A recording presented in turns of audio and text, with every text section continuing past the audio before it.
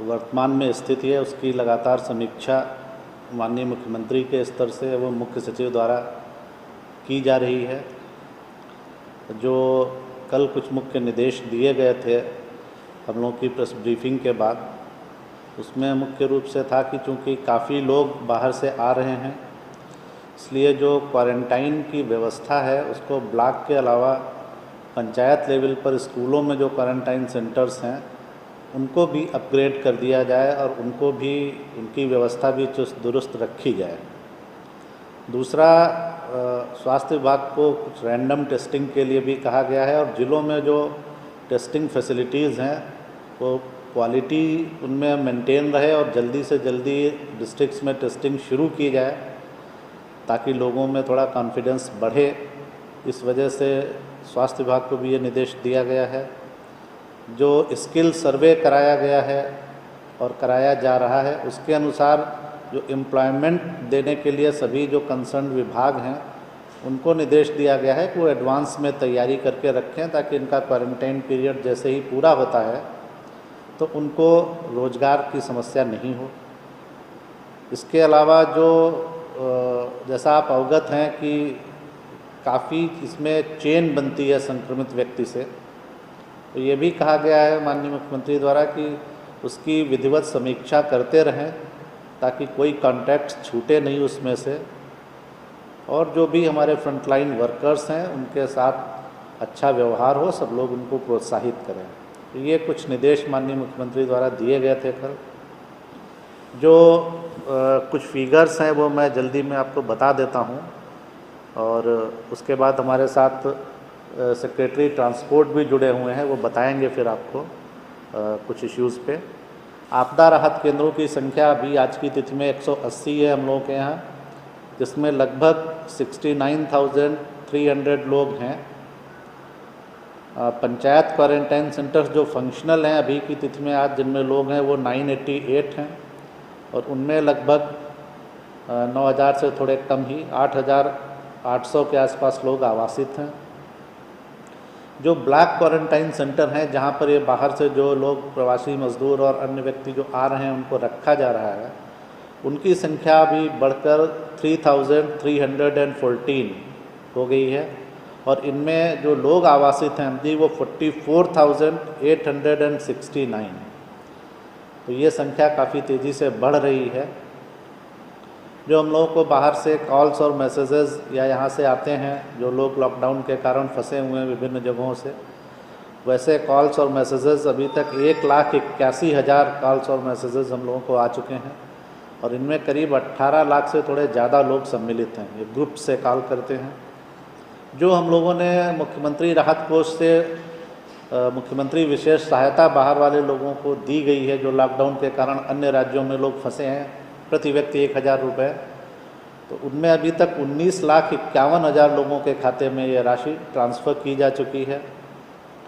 जो राशन कार्डधारियों को हम लोग 1,000 रुपये प्रति परिवार दे रहे हैं, उसमें 1,23,00,000 परिवारों को ये राशि अभी तक दी गई है और बहुत जल्दी ही बाकी बचे लोगों को भी ये राशि ट्रांसफ़र की जा रही है। मैं एक और महत्वपूर्ण विषय की तरफ आपका ध्यान आकृष्ट करूँगा कि 3 चरणों में किसानों के लिए जो उनकी फसल क्षति हुई है, असमय वर्षापात हुआ है या ओलावृष्टि हुई है, तो इसकी वजह से जो फसल क्षति हुई है पहले फरवरी में, फिर मार्च में और अप्रैल में भी, तो 3 चरणों में कुल मिलाकर सरकार ने कैबिनेट से 630 करोड़ रुपए की राशि स्वीकृत कर दी है। 578 करोड़ पहले हो गया था और 151 करोड़ से थोड़ा ज़्यादा राशि ये पिछली कैबिनेट में स्वीकृत की गई है। तो लगभग 630 करोड़ की राशि ऑलरेडी किसानों के लिए स्वीकृत कर दी गई है। जो एक टेंटेटिव फिगर एम्प्लॉयमेंट जनरेशन का हम लोग बताते हैं आपको कि अब जो स्कीम्स लॉकडाउन पीरियड में चालू हुई और या पहले से चल रही थी, तो लॉकडाउन पीरियड में जो एम्प्लॉयमेंट जनरेशन हुआ, जो मैंडेट जनरेट हुए, उनकी संख्या 1,42,60,000, इससे थोड़ा सा ज़्यादा है, 1,42,60,000 इतना मैंडेट जनरेट हुए। ट्रेन्स के बारे में जो सूचना हम लोगों को दी गई है, ट्रांसपोर्ट के विभाग के सचिव संजय सर ही उसके नोडल पदाधिकारी हैं। मैं बता देता हूं कि आज 17 ट्रेन्स हम लोगों के यहाँ आ रही हैं या आ रही हैं और इनमें 20,629 इतने लोग इनमें हैं। और कल के लिए जो शेड्यूल है, जो प्रस्तावित ट्रेन्स हैं वो 15 हैं 9 के लिए, जिसमें करीब 18,115 लोग आ रहे हैं। क्वेश्चन एक पूछा गया था 3 फिगर्स जानने के लिए। मैं बता देता हूं कि 1 मई से कल तक यानी 7 मई तक हमारे यहाँ कुल 53 ट्रेन्स आ चुकी हैं और इनमें 62,274 लोग इनके माध्यम से यहाँ आए हैं। अगर आज के भी फिगर को जोड़ लिया जाए तो कुल 70 ट्रेन्स हो जाएंगी 70 और टोटल आने वालों की संख्या हो जाएगी 82,544। तो ये एक प्रश्न पूछा गया था। दूसरा ये प्रश्न पूछा गया था कि जो लोग यहाँ फंसे हुए हैं विभिन्न शहरों में और जाना चाह रहे हैं तो उनके लिए पास की व्यवस्था सरकार ने की है और जिलाधिकारी स्तर से ये पास निर्गत किए जा रहे हैं और जिनको भी आवश्यकता है तो गाइडलाइंस के अनुसार वो अपना आवेदन करते हैं जिलाधिकारी के पास और फिर वहाँ से नियम संगत रूप से पास इशू किए जा रहे हैं।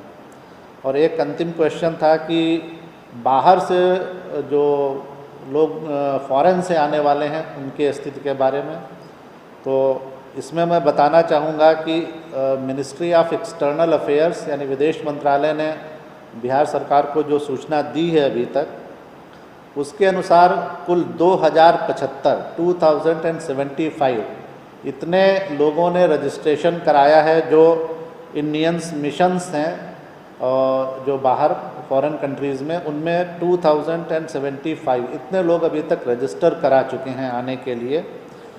और अगर इनमें से अधिकांश लोग जो हैं 632 लोग यूक्रेन से आ रहे हैं, 480 लोग बांग्लादेश से हैं, 360 लोग ओमान से हैं और इसके अलावा कुछ अन्य कंट्रीज़ से भी लोग हैं। और पर ये कब आएंगे इसकी डेट्स ये जैसे ही कंफर्म होगी वो हम आपके साथ शेयर कर लेंगे। तो उनके लिए गया में ही वो लोग, गया उनको लाया जा रहा है और वो गया में ही उनके लिए क्वारंटाइन की व्यवस्था रहेगी होटल्स वगैरह में। ये केवल इन्फॉर्मेशन ऐड करना था, लेकिन जैसे ही उसका शेड्यूल आता है कंफर्म तो हम आप लोगों के साथ शेयर करेंगे। 53 ट्रेन कल तक आ चुकी हैं और 53 ट्रेन से लगभग 65,000 यात्री, जिसमें 62,000 तो सीधे ट्रेन से थे और आसपास जो अन्य सड़क मार्ग से कुछ बॉर्डर्स पे आए थे उनको ले करके, उन सभी यात्रियों को लेकर के बस के माध्यम से संबंधित प्रखंडों में, जिलों में पहुंचा दिया गया है। और आज 17 ट्रेनें 20,270 यात्रियों को लेकर के आ रही हैं। मैं आपको बताना चाहूँगा कि ये ट्रेन लगातार 24 घंटे चल रही है और इसमें कल रात के 10 बजे से लेकर के सुबह तक 3 ट्रेन आई और हमारे सभी जिला पदाधिकारी, पुलिस अधीक्षक पूरी रात कैंप करके उन यात्रियों को रात में ही संबंधित जिलों में भेजने के लिए तैयारी की गई और उनको सभी को भेजा गया। तो ये ट्रेन मूवमेंट लगातार 24 घंटे चल रहा है और बिहार सरकार सभी राज्यों के साथ लगातार संपर्क में है। मैं स्वयं, हमारे मुख्य सचिव महोदय, प्रधान सचिव आपदा विभाग, सभी लोग लगातार अन्य राज्यों के संपर्क में हैं, जिससे कि एक बेहतर समन्वय सभी राज्यों के साथ बनाया जा सके। आज का जो मुख्य बिंदु मैं आपको बताना चाहूँगा वो है कोटा से जो हमारे बच्चों की वापसी। कोटा से लगातार बच्चों को वापस लाने के लिए कई अनुरोध आ रहे थे और राज्य सरकार के विशेष अनुरोध पर भारत सरकार ने रेल से उनको लाने के लिए अनुमति प्रदान की। पहले ये निर्णय कई लोग मांग कर रहे थे कि बस से उनको लाया जाए और बस से लाने का निर्णय बच्चों के हित में भी नहीं था और बच्चों ने वापस आकर के, कई छात्र छात्राओं ने ये बयान दिया कि यदि बस से आते तो हम इतनी सुखद यात्रा करके नहीं आते जो हमने ट्रेन से की है। ट्रेन में टॉयलेट की फैसिलिटी है, सोने की फैसिलिटी है, सुरक्षा है और कोटा से यदि बस से आते 24 घंटे 48 घंटे में तो काफ़ी असुरक्षित माहौल में वो आते और रास्ते में, चूंकि अधिकांश जगह अभी लॉकडाउन के कारण रेस्टोरेंट, बीच में ढाबे सभी बंद है, तो उनको कई प्रकार की परेशानी का सामना करना पड़ता है। तो मैं आपको कुछ फिगर्स देना चाहूँगा जो बहुत इंपॉर्टेंट है। कोटा जिला प्रशासन ने ये बताया था कि 11,800 बच्चे कोटा में हैं और उसके आलोक में हम लोगों ने ट्रेन की व्यवस्था की और कल तक आखिरी ट्रेन चली है और आज आखिरी ट्रेन अब बिहार में पहुंच रही है।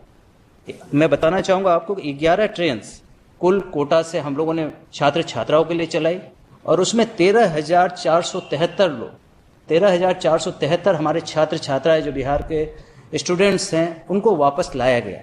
और ये 10 स्थानों पर हम लोग लेकर आए ताकि उनको आगे की यात्रा बहुत लंबी नहीं करनी पड़े। इसके लिए बरौनी में 2 ट्रेन मंगवाई गई और बरौनी के अलावा गया, दरभंगा, दानापुर, कटिहार, मुजफ्फरपुर, मोतिहारी, बिहार शरीफ, सहरसा और भोजपुर, आज आरा में भी आखिरी ट्रेन आ रही है। तो इन सब जगह को मिला करके 13,473 बच्चे यहाँ पहुँचे। इनमें सभी जिलों के बच्चे हैं। सबसे अधिक जो बच्चे हैं वो पटना के 1250 बच्चे थे, इसमें नालंदा के 952 बच्चे थे, वेस्ट चंपारण के 750 बच्चे थे, मधुबनी दरभंगा के लगभग 600 बच्चे थे, मधेपुरा के 572, गया के 553 और इसी प्रकार अन्य जिलों के छात्र छात्राएं। उनको न केवल हम लोगों ने स्टेशन पर उतारा बल्कि सरकारी बसों के माध्यम से उनके जिलों में और कई स्थानों पर उनके प्रखंडों में पहुंचाया गया। यहाँ तक कि थानों में, जैसे पटना में काफ़ी बड़ा स्थान था तो पेरेंट्स नहीं पहुंच पा रहे थे तो उनको नियरेस्ट पुलिस स्टेशन के पास छोड़ा गया जहां उनके पेरेंट्स ने उसको रिसीव किया। तो ये पूरी व्यवस्था इतनी स्मूथ तरीके से की गई कि ताकि जो बच्चे इस लॉकडाउन के कारण जो परेशान महसूस कर रहे थे उनको अपने राज्य में आकर के किसी प्रकार की परेशानी का सामना नहीं करना पड़े। इसके लिए उनको उतरते ही रेलवे स्टेशन पर फूड पैकेट दिया गया। फूड पैकेट में बच्चों की चॉइस के हिसाब से नाश्ता दिया गया ताकि बच्चे आराम से खा सके। उनकी मेडिकल स्क्रीनिंग ट्रेन डॉक्टर से की गई ताकि उनको किसी प्रकार की परेशानी ना हो। आप जानते हैं बच्चे जब स्टूडेंट्स कहीं भी पढ़ता है तो उनके पास बुक्स किताबों के कई बंडल्स होते हैं। ये इस मामले में भी देखा गया। जो बच्चे आए थे उनके पास बड़े बड़े बैग्स थे, लड़कियां थी जो अकेली थी और उनके पास 6 बैग्स थे। तो उसके लिए राज्य सरकार ने कूलियों की व्यवस्था की। पटना में एयरपोर्ट से हम लोगों ने ट्रॉली ला करके वहां उपलब्ध करवाई ताकि बच्चे आसानी से चल सके। बाकी जगह रेलवे के माध्यम से ट्रॉलीज उपलब्ध करवाई गई। तो इन सब चीज़ों का भी ध्यान रखा गया। जो बच्चे आए उनके पेरेंट्स से मिलने के लिए प्रॉपर व्यवस्था हो वो भी हम लोगों ने ये पूरी बात करवाई। और लेकिन साथ ही हम लोगों ने ये भी देखा कि डीएम एसपी स्वयं मौजूद रह करके हर जिले में पूरी व्यवस्था का उन्होंने समन्वय किया और इसके कारण पेरेंट्स को किसी प्रकार की परेशानी नहीं आई।